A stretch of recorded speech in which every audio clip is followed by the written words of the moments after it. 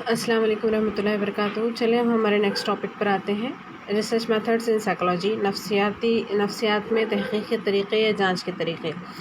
यहाँ पर आपको 5 मेथड्स दिए हुए हैं। फर्स्ट वन एक्सपेरिमेंटल मेथड, दूसरा है सर्वे मेथड, तीसरा है ऑब्जर्वेशन मेथड, फिर है केस स्टडी मेथड और फिर है कोरिलेशन मेथड।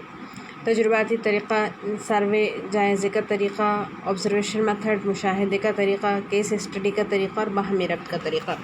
पहले तो आप ये समझ लें कि तहक़ीक़ कहाँ और कैसे होती है। साइंसी तहक़ीक़ की शुरुआत उसके रुझान से होती है। तहक़ीक़ चूँकि एक अहम काम है, तहक़ीक़ का मकसद है उस सच तक पहुंचना होता है जो अभी तक छुपा हुआ है, जिसका अभी तक हमें कोई इल्म नहीं है। नफ्सियात एक साइंस है, इसलिए नहीं कि इसकी नोयत साइंसी है, बल्कि इसका तर्ज़ नज़र साइंसी तरीक़ों का इस्तेमाल करता है। इसलिए हम अपने मुशाहिदात से उमूमी नताइज अख़ज़ करते हैं। ये नताइज कितने माक़ूल है। कई मरतबा हम अपने ज़ाती मुशाहिदे में गलती करते हैं या इन मुशाहिदात का गलत मतलब निकालते हैं। माहिरीन को हमेशा काबिल क़बूल नहीं होता। हम किसी बात पर कैसे यकीन करें? इसका बेहतरीन तरीक़ा है कि किसी तहक़ीक़ पर बारीकी से तवज्जो देना और उसका मुशाहिदा करना। अब हम ये देखेंगे कि साइंस में और मख़सूस तौर पर नफ्सियात में जो साइंस की जो तारीफ़ है कि उसने क्या खोज निकाला है, इस पर नहीं है, बल्कि किस तरह खोज निकाला है इस पर की जाती है। माहिरीन इकट्ठा की हुई मालूमात को साइंसी नुक्ता नज़र से देखते हैं। जब वो किसी मख़सूस इंसानी बर्ताव को देखते या तजुर्बा करते हैं, तब वो तहक़ीक़ पर मबनी अपनी मालूमात का ही इस्तेमाल करते हैं। साइंसी तहक़ीक़ हक़ीक़ी और तरतीबवार है। इसमें फ़र्द की राय, क़यास, सोच, जज्बात, इन सब का असर उसकी तरफ जो है इन सब का असर होता है और उसकी तरफ वो ध्यान रखता है। अब यहाँ पर हम देखेंगे कि मालूमात जमा करने के मुख्तलिफ़ तरीक़े कौन कौन से हैं, डेटा कलेक्शन के मेथड्स कौन से हैं। साइंस की तहक़ीक़ के मक़ासिद क्या है, ये हम 11th में देख चुके हैं कि इसके गोल्स क्या होते हैं। डिस्क्रिप्शन है, एक्सप्लेनेशन है, प्रेडिक्शन है, कंट्रोल है, एप्लीकेशन है, ये उसके मक़ासिद में शामिल है। अब इसमें जो हमको जो देखना है कि तरीक़ेकार कौन कौन से हैं। इसमें फ़र्स्ट वन आपके पास में जो पहला तरीक़ा दिया हुआ है, ये है तजुर्बे का तरीक़ा। अब तजुर्बे का तरीक़ा क्या है? तजुर्बे का तरीक़ा बर्ताव का मुताला करने का एक अहम साइंसी तरीक़ा है ना। साइंस की रोज़ से दुनिया में कुछ भी बेवजह नहीं होता। हर सच के पीछे कोई ना कोई वजह होती है। तजुर्बात आम तौर पर एक मुंज़बत माहौल में दो वाक़यात या दो मुतग़य्यरात के दरमियान वजह और असर के रिश्ते को जांचने के लिए किए जाते हैं ना। तजुर्बात का जो तरीक़ा होता है, इसमें जो है वजह और असर को मालूम किया जाता है। इसमें उसके मुख्तलिफ़ मराहिल हैं। जैसे फ़र्स्ट वन पहला होता है कि मसले की शनाख्त करना, मसले को पहचानना। दूसरा है हाइपोथेसिस, मफरूज़ा बनाना। ऐसा फ़र्ज़ किया गया है ख़याल जिसके वजूहात और असरात जांचे जा सकते हैं ना, ये मफरूज़ा होता है। मफरूज़े को बनाना या उसकी नशोनुमा करना। फिर होता है तजुर्बाती तरीक़े का इंतख़ाब और तजुर्बे को अमल को मेयारी बनाने का खाका। तजुर्बा करने और मालूमात को जमा करना। फिर हक़ाइक़ की दर्जाबंदी करना, जो मालूमात जमा की गई है उसको मुख्तलिफ़ हिस्सों में तक़सीम करना और उसका जायज़ा लेना। और फिर लास्ट वन 5वां पॉइंट है कि नताइज को अख़ज़ करना। ये तजुर्बे के तरीक़े के मरहले हैं। तजुर्बे का तरीक़ा इन्हीं मराहिल की बिना पर तजुर्बात किए जाते हैं। जैसे मैंने आपको इससे पहले बताई थी, थॉमस ग्लोविच और मार्क जी फ्रैंक ने तजुर्बा किया था और उन्हें खाका बनाया था कि मुनहसर जो यानी इंडिपेंडेंट वेरिएबल होते हैं और जो डिपेंडेंट वेरिएबल होते हैं, ये दोनों मिलकर वजह और असर का ताल्लुक़ पैदा करते हैं और जो है इससे फिर नताइज निकलते हैं। तो ये जो मेथड था कि फ्रैंक और ग्लोविच ने कार्नेल यूनिवर्सिटी में मुकाबले की नफ्सियात सीखने आए तालिब इल्मों पर अचानक तजुर्बा किया। उन्होंने क्या किया था, आज़ादाना तौर पर काली और सफ़ेद जर्सी टीम को पहना दी थी, फिर उन्हें कुछ खेल चुनने के लिए कहा था। अब इस तजुर्बे से पता लगाया गया कि जिन लोगों ने, जो स्टूडेंट्स ने काली जर्सी का इंतखाब किया था, काली टी शर्ट पहनी थी, उनके अंदर जारहाना बर्ताव पैदा हुआ, है ना। बल्कि देखें, अब ये बताना ये था کہ جو ہے کلرز بھی ہمارا ہم جو رنگ پہنتے ہیں یہ بھی دراصل ہمارے برتاؤ پر افیکٹ کرتا ہے. یہ انہوں نے تجربے کے ذریعے ثابت کیا. تجربے کے طریقے کے جو اہم نکات ہیں وہ یہ ہے کہ اس میں تجرباتی طریقہ معلومات جمع کرنے کے لیے جو ہے آبجیکٹیو میتھڈ ہے. اسی طریقہ کار کے ذریعے قابل شدہ حالات میں بہتر مشاہدہ کیا جا سکتا ہے. تجرباتی طریقہ دو ویریبلز کے درمیان وجہ اور اثر کے تعلق کی نشاندہی میں مددگار ثابت ہوتا ہے. جیسے میں نے ابھی کہا آپ کو کاز اور ایفیکٹ دونوں کو بتاتا ہے. تجرباتی طریقے کے نتائج قابل تصدیق ہوتے ہیں، مطلب اس کی تصدیق کی جا سکتی ہے اس کے نتائج کی. اس کے بعد ہے ہمارا سروے میتھڈ، جائزے کا طریقہ. یہ بھی ایک جو ہے نفسیاتی تحقیق کے لیے ایک طریقہ مانا گیا ہے سروے میتھڈ. اب یہ جو سروے میتھڈ ہے جائزے کا طریقہ، اس میں گروپ جو ہے جو تحقیق کر رہا ہوتا ہے جو شخص، وہ کیا کرتا ہے کہ گروپ میں لوگوں کے رجحانات، عقیدے، برتاؤ اور تجربات کے بارے میں معلومات اکٹھا کرتا ہے. یہ اس طریقے میں انٹرویو اور کوشچنیئر کا استعمال کیا جاتا ہے. عام طور پر ہم دیکھتے ہیں کہ یہ نمونے کا انتخاب یا سوالات پوچھنے کی خوبی ہے، یعنی سیمپل لینا. اور جو ہے سیمپل کیا ہوتا ہے کہ آپ نے جو ٹولز آپ استعمال کر رہے ہیں اس کے ذریعے سے آپ کچھ لوگوں کی معلومات حاصل کر لیں اور اس کا جو ہے اپلیکیشن ایک میجورٹی پیپلز پر کریں. جیسے ہم دیکھتے ہیں مردم شماری ہوتی ہے، ہماری مردم شماری میں ہمارے سروے میتھڈ استعمال کیا جاتا ہے جو سینسس کا جو طریقہ ہوتا ہے نا. اور نفسیات میں جو ہے محققین پوری آبادی پر تجربہ یا علاقائی مطالعہ بہت کم کرتے ہیں. اکثر یہ آبادی کے ایک گروہ کا انتخاب کر کے اس کا مطالعہ کرتے ہیں، اور یہ مطالعہ پوری آبادی کی نمائندگی کرتا ہے. اور حاصل ہونے والا نتیجہ بھی منتخب کیا گیا نمونہ یعنی سیمپل اور کوشچنیئر مثالی ہونے چاہیے. اس میں آبادی کی خصوصیت کا تناسب برابر ہونا چاہیے تاکہ آبادی کے متعلق جو معلومات اکٹھا کی گئی ہے اس سے عام نتیجے اخذ کیے جا سکے. سیمپل یعنی جو ہے سیمپلنگ کا طریقہ ہوتا ہے، کچھ لوگوں کو نمونے کے طور پر اس میں سے لے لیا جاتا ہے. یہاں پر بھی یہی ہے، دیکھیں آپ، میں یہاں پر آپ کو بتا رہی ہوں. جیسے جائزے کے سروے کے اس طریقے سے کیا چیزیں معلوم کی جاتی ہیں، معلومات جمع کر جائزے کے اس طریقے سے کئی الگ الگ اندرونی نکات کی معلومات جمع کی جاتی ہے. جیسے سیاسی رائے ہے نا، صارف کی ترجیحات، کنزیومر کا پتہ لگایا جاتا ہے کون سی چیز کتنی بک رہی ہے. اور جیسے پبلک اوپینین کیا ہے، جنرلی ہمارے پاس میں آتا ہے جیسے الیکشن کے رزلٹس آتے ہیں تو جو ہے ہمارے پاس میں پبلک اوپینین آنا شروع ہو جاتے ہیں. اس کو ہم کیا کہتے ہیں، یعنی کون جیتے گا، کون جو ہے کس مطلب کون سی پارٹی جیت کر آئے گی، اس کے لیے پبلک اوپینین ایگزٹ پول اس کو ہم کہتے ہیں نا. تو یعنی کچھ لوگوں کی رائے لے کر ایک میجورٹی عوام کی سوچ کا پتہ لگایا جا سکتا ہے. جائزے کے اس طریقے میں check list, rating list, questionnaire کا استعمال کیا جاتا ہے. جملوں کے ذریعے سوالات، ملاقات کا استعمال کیا جاتا ہے اور ان کے ذریعے جو ہے معلومات جمع کی جاتی ہے. مخصوص طور پر سوشل سائیکولوجسٹ جو ہوتے ہیں اس طریقے کا استعمال بہت بڑے پیمانے پر کرتے ہیں. تعلیمی ماہر نفسیات، جو ایجوکیشنل جو ہے سائیکولوجسٹ ہوتے ہیں، وہ جو آرگنائزیشنل سائیکولوجسٹ ہوتے ہیں وہ بھی اس کا استعمال کرتے ہیں. ایجوکیشنل سائیکولوجسٹ کیسے، ایجوکیشن کے مسائل، بچوں کے برتاؤ کو معلوم کرنے کے لیے. جیسے اکثر ہم کہتے ہیں کہ آپ کی کلاس کی ایک بچی پوری کلاس کی نمائندگی کرتی ہے. یہ نمائندگی کرنا کیا ہوا، یہ سیمپل ہے آپ کی کلاس کا. جائزہ لیا جا رہا ہے نا کہ ایک کا برتاؤ ہے تو سب کا کیسا ہوگا. چنندہ کچھ بچے بہت اچھا کر رہے ہیں تو ایک کلاس بہت اچھا کر رہی ہے. کچھ بچوں کا برتاؤ خراب ہے تو مطلب یہ پورے بچوں کا. تو یہ جو ہوتا ہے یہ کیا ہو رہا ہے کہ یعنی کچھ میں سے نمائندگی سروے کے طریقے سے کچھ بچوں کا ہی ڈیٹا کلیکٹ کیا جا رہا ہے اور اس کو سب پر اپلائی کیا جا رہا ہے، سب کے لیے اس کو استعمال کیا جا رہا ہے. آرگنائزیشن کے لیے بھی ایسے ہی ہوتا ہے. مخصوص طور پر جائزے کا جو طریقہ ہے یہ جو ہے معلومات جمع کرنے کا معاشی اور مؤثر طریقہ مانا جاتا ہے. جائزہ ای میل کے ذریعے بھی ہو سکتا ہے، ٹیلی فون کے ذریعے بھی ہو سکتا ہے اور ڈائریکٹ ریلیشن بنا کر بھی ہو سکتا ہے.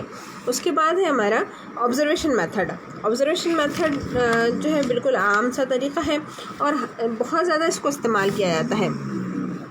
اور یہ قابل قبول طریقہ ہے، مطلب بہت عام فہم ہے اور قابل قبول طریقہ ہے، زیادہ استعمال ہونے والا ہے۔ جہاں جن علاقوں میں تجربات کرنا ممکن نہیں ہوتا وہاں پر مشاہدے کے ذریعے ہی معلومات جمع کی جاتی ہے۔ مشاہدہ یعنی کسی بھی چیز کو دیکھ کر اس کی معلومات جمع کرنا۔ مشاہدہ کار جو ہوتا ہے، جس کا مشاہدہ کیا جا رہا ہے، اس کے متعلق ہر بات کا واقعے کا اندراج کرتا ہے۔ جیسے ایک مخصوص برتاؤ کا مشاہدہ، اس کا اندراج کرنا عام طور پر استعمال ہونے والے مشاہداتی طریقہ ہے۔ اس میں 3 طریقے ہوتے ہیں مشاہدے کے، جس میں ایک ہوتا ہے شامل شریک مشاہدہ، دوسرا ہوتا ہے غیر شریک مشاہدہ اور تیسرا ہوتا ہے قدرتی مشاہدہ۔ مطلب شریک میں کیا ہوتا ہے کہ جو آبزرور ہوتا ہے، جو آبزرو کرنے والا ہوتا ہے، جو مشاہدہ کرنے والا ہوتا ہے، وہ خود جو ہے گروپ میں شامل ہو جاتا ہے اور اس کو یعنی واقعے کا خود وہ اس ایکٹیویٹی کا حصہ بن جاتا ہے۔ یہ شریک مشاہدہ ہوا۔ اور غیر شریک کیا ہوا کہ جن لوگوں کا مشاہدہ کیا جا رہا ہے، تو جو مشاہدہ کر رہا ہے آبزرور، وہ دور سے بیٹھ کر صرف مشاہدہ کرتا ہے اور جو ہے افراد پر مطلب ایک بہتر طریقے سے خیال رکھتا ہے کہ لوگوں کو یہ معلوم نہ ہو کہ میں آبزرو کر رہا ہوں۔ اور ایک ہوتا ہے نیچرل آبزرویشن، جیسے کہ آپ لوگوں نے دیکھے ہوں گے، آپ جغرافک چینل دیکھتے ہیں، نیشنل جغرافک چینل دیکھتے ہیں اور بہت سے ایسے ایونٹس دیکھتے ہیں جہاں پر جانوروں کا بڑے بڑے جو ہے خطرناک جانوروں کو جو ہے اپنے کیمرے میں کیپچر کیا جاتا ہے اور وہ دکھایا جاتا ہے۔ وہ نیچرل آبزرویشن ہوتا ہے، وہاں پر ان پر کوئی قابو نہیں ہوتا بلکہ وہ فطری ہوتا ہے۔ جیسے جان گوڈل نے چمپینزی پر مشاہدہ کیا تھا، اس کی ایک بہت اچھی مثال ہے۔ انہوں نے چمپینزی پر 1960 میں مشاہدہ کیا تھا اور اسے مطلب اسی کو جو ہے انہوں نے نیچرل آبزرویشن کہا تھا کہ بالکل یعنی افریقہ کی جنگلوں میں انہوں نے جو ہے چمپینزی پر کو آبزرویشن کیا کہ وہ حرکتیں کیسی کرتے ہیں، کیا کھا رہے ہیں، کیا ایسے ہی سب ہوتے ہیں، ایک ہوتا ہے تو کیا ایسے ہی سب ہوں گے۔ نہیں، اس طریقے سے کیا ہوتا ہے کہ فطری چیزیں معلوم ہونے لگتی ہیں، فطری معلومات جمع کی جاتی ہے۔ اور مشاہدہ فطری طور پر بھی ہوتا ہے اور لیبارٹری میں بھی ہوتا ہے۔ لیبارٹری میں ہوگا تو کنٹرول ہوگا، ہے نا، پارٹیسپینٹ ہوگا جس میں جو مشاہدہ کار ہے وہ خود شامل ہوگا، اور فطری میں تو یہ ہوتا ہے کہ نیچرلی کوئی کنٹرول نہیں ہوتا۔ اور ایک یہ ہے کہ غیر شریک مشاہدہ، جس میں مشاہدہ کار دور بیٹھا ہے اور صرف جو ہے دیکھ رہا ہے۔ اس کے بعد جو مشاہدہ فطری ماحول میں ہو وہ فطری مشاہدہ اور قدرتی مشاہدہ کہلاتا ہے۔ جو مشاہدہ لیبارٹری میں کیا جائے وہ قابو شدہ مشاہدہ کہلاتا ہے۔ مشاہدے کے طریقے کو سب سے زیادہ بچوں کے ماہر نفسیات، طبی ماہر نفسیات، سماجی ماہر نفسیات استعمال کرتے ہیں۔ چائلڈ سائیکالوجسٹ جو ہوتے ہیں، کلینکل سائیکالوجسٹ ہوتے ہیں، جو سوشل سائیکالوجسٹ ہیں، یہ بہت زیادہ اس کو استعمال کرتے ہیں۔ دیکھ کر ہی واقعات کو دیکھ کر بہت سے اندازے لگاتے ہیں اور جو ہے اس سے معلومات جمع کرتے ہیں۔ مشاہدے کا طریقہ سائنٹیفک طریقہ تسلیم کیا جاتا ہے نا۔ جب یہ طریقہ مخصوص مقاصد کی تحقیق اور منصوبہ بندی اور ترتیب وار کیا جائے تو فائدہ مند ثابت ہوتا ہے۔ مشاہدہ ایسا ہی کچھ بھی کیا جائے تو مشاہدہ نہیں ہوگا، بلکہ باقاعدہ اس کو ایک سسٹم کے ساتھ فالو کیا جائے تب اس کے جو ہے ریزلٹس آتے ہیں۔ اس کے بعد ہے ہمارا case study method. Case study method میں نے اس سے پہلے بھی آپ کو ایک جو ہے کیس کلاس میں آپ کے سامنے ڈسکس کی تھی، کیس اسٹڈی میتھڈ سے متعلق، کہ ایک بچہ ہے وہ ہمیشہ مطلب یہ چاہتا ہے کہ اس نے اب خودکشی کرنے کی کوشش کی۔ اس کے پیچھے ریزنز کیا تھے کہ اس کے جو ہے والدین بہت زیادہ غریب تھے، اس کے والد جو ہے بہت زیادہ شراب پیتے تھے، ماں کو مارتے تھے اور ماں ہمیشہ سوچتی تھی کہ زندگی سے تو موت بہتر ہے۔ بہت سے ایسے ایونٹس تھے، میں نے آپ کو بتائی تھی وہاں پر، مطلب ہم لوگوں نے اچھا خاصا ڈسکس کیے تھے کیس اسٹڈی میتھڈ کو۔ اب دیکھیں وہ ایک طریقہ ہے جس کے ذریعے سے معلومات جمع کی جاتی ہے۔ مطلب کسی فرد، خاندان، ادارہ، تہذیبی گروہ وغیرہ کا صفاتی تجزیہ کرنے کے لیے سب سے مشہور اور پسندیدہ طریقہ کیس اسٹڈی کا طریقہ ہے۔ نفسیات میں تحقیق کا ایک معیاری طریقہ مانا جاتا ہے۔ اس طریقے کو سب سے زیادہ طبی ماہر نفسیات استعمال کرتے ہیں۔ میں نے شاید آپ کو بتائی بھی تھی کہ آپ اگر کسی سائیکٹرسٹ کے پاس جائیں گے تو وہ آپ کو ڈائریکٹ انٹری نہیں کرواتا، بلکہ پہلے آپ کا کیس جو ہے پورا سبمٹ کروانے لگاتے ہیں۔ اور کیس کیا ہوتا ہے؟ ہر چیز کی باریکی سے معلومات جمع کرنی ہوتی ہے۔ اب یہ معلومات جب آپ نے دے دی تو پھر وہ کیس جو ہے وہ جاتا ہے سائیکٹرسٹ کے پاس میں، وہ اس کو دیکھے گا اور پھر آپ کو جو ہے بلائے گا اور پھر وہاں سے آپ کا ٹریٹمنٹ شروع ہوگا۔ یہ طبی ماہر نفسیات اس کا استعمال کرتے ہیں۔ سگمنڈ فرائڈ اور جان پائجٹ یہ دو اہم ماہر نفسیات ہیں نے اس طریقے میں مطلب اس طریقے کو بہت زیادہ انہوں نے استعمال کیا ہے۔ کیس اسٹڈی کے طریقے کے ذریعے ایک فرد کے باطن اور اندرونی معاملات کا پتہ لگایا جاتا ہے، گروپ اور مخصوص مواقع کے لیے بھی استعمال کیا جاتا ہے۔ کیس اسٹڈی کا طریقہ سائنٹیفک طریقہ کار ہے جو بہترین اور صحت مند وضاحت کے ساتھ معلومات فراہم کرتا ہے، اگلے مطالعے کے لیے مفروضے بھی پیش کرتا ہے، تجویز بھی کرتا ہے بہت سی چیزیں۔ اس طریقہ کار میں کیس اسٹڈی کرنے والا شخص اپنے کیس یعنی جس شخص پر وہ اسٹڈی کر رہا ہے اس سے متعلق معلومات مختلف ذرائع سے حاصل کرتا ہے، جیسے خاندان، والدین، ساتھی یا اساتذہ، کام کے مقام پر ساتھ رہنے والے لوگ نا۔ اس معلومات کے ذریعے وہ فرد کی حالیہ نفسیاتی فعالیت معلوم کرتا ہے۔ کیس اسٹڈی کرنے والا شخص دوسرے ٹیکنیک کا بھی استعمال کرتا ہے، جیسے مشاہدہ ہے، ملاقات ہے، نفسیاتی جانچ ہے، تاکہ فرد کی معلومات جمع کی جا سکے۔ اس کے بعد ہے کوریلیشن میتھڈ نا، کوریلیشن میتھڈ باہمی ربط کا طریقہ۔ اب باہمی ربط کا طریقہ جو ہے یہ ہمارا نہیں ہوا تھا ابھی تک، ہم نے اس کو ڈسکس نہیں کیے تھے، اس لیے کہ یہ آپ کو مطلب وہ جو چیزیں وقت پر آ رہی تھی ہم اس کو ڈسکس کرتے چلے تھے، لیکن یہاں پر ہم اس کو بھی دیکھیں گے۔ باہمی ربط کا جو طریقہ ہے، سائنس سے متعلق کئی طریقوں میں باہمی ربط کے طریقے کو شماریاتی اسٹیٹسٹیکل میتھڈ کہا جاتا ہے نا۔ دو متغیرات کے درمیان تعلق کو معلوم کرنے کے لیے اس طریقے کا استعمال کیا جاتا ہے۔ نفسیاتی تحقیق میں پیشن گوئی کرنے کے لیے ہم اکثر دو متغیروں کے درمیان تعلق کا تعین کرتے ہیں، مثلاً گھر کا ماحول اور تعلیمی تحصیل کے درمیان تعلق، تعلیمی ماحول اور شخصیت کی نشو و نما کے درمیان تعلق۔ اس میں 3 قسم کے باہمی ربط ہوتے ہیں، ایک ہوتا ہے مثبت باہمی ربط، دوسرا ہوتا ہے منفی باہمی ربط اور تیسرا ہوتا ہے صفر باہمی ربط۔ دیکھیں اب میں جو ہے یہاں پر میں نے اس کو ایکسپلین کر چکی ہوں۔ اب اس کو مطلب معلوم کیسے کیا جاتا ہے؟ تناسب کے ذریعے معلوم کیا جاتا ہے نا۔ وسعت اس کی کیا ہوتی ہے؟ یعنی اگر جیسے ابھی آپ یہاں دیکھیں باہمی ربط سے وجوہات ثابت نہیں ہوتی، جیسے تناؤ پیدا کرتا ہے بیماری کو، بیماری پیدا کرتی ہے تناؤ کو، اور تناؤ اور بیماری دونوں ایک دوسرے کو متاثر کرتے ہیں نا۔ اب تناؤ دونوں کو متاثر کرنے والا تیسرا عناصر یہ تناؤ اور بیماری سے غریبی، تناؤ غریبی بیماری، یہ کیا ہو رہا ہے؟ یہ ایک دوسرے سے ریلیٹڈ ہے، یعنی کوریلیشن ہے، ان کا کوریلیشن ایک دوسرے سے جڑے ہوئے ہیں، وجہ اور اثر کو بتا رہے ہیں۔ اب مثبت طریقے میں کیا ہوتا ہے؟ یعنی کئی متغیرات ایک ہی وقت میں ایک ساتھ بڑھتے اور کم ہوتے ہیں، یہ مثبت باہمی ربط کہلایا جاتا ہے۔ جیسے جب دو متغیرات ایک ہی سمت میں تبدیل ہوں گے تو اسے باہمی متغیر کہیں گے۔ اگر متغیر ایک ہی قدر و قیمت میں اضافہ ہوا تو بی متغیر کی قدر و قیمت میں بھی اضافہ ہوگا، جیسے عمر کا بڑھنا اور قد کا بھی بڑھنا، یعنی دونوں بڑھ رہے ہیں نا، دونوں ایک ساتھ پلس ہو رہے ہیں، تو یہ کیا ہوا؟ مثبت باہمی ربط ہوا۔ اس کے بعد ہے منفی باہمی ربط نا۔ اب منفی باہمی ربط میں کیا ہوگا؟ ظاہر سی بات ہے کہ ایک بڑھے گا تو دوسرا گھٹے گا۔ جیسے یہاں پر دیکھیں آپ، میں نے اس کو یہاں لی ہوں اس کی اگزامپل، جیسے عمر کا بڑھنا اور نیند کا کم ہونا، ایک بڑھ رہا ہے تو دوسرا کم ہو رہا ہے، یہ کیا ہوا؟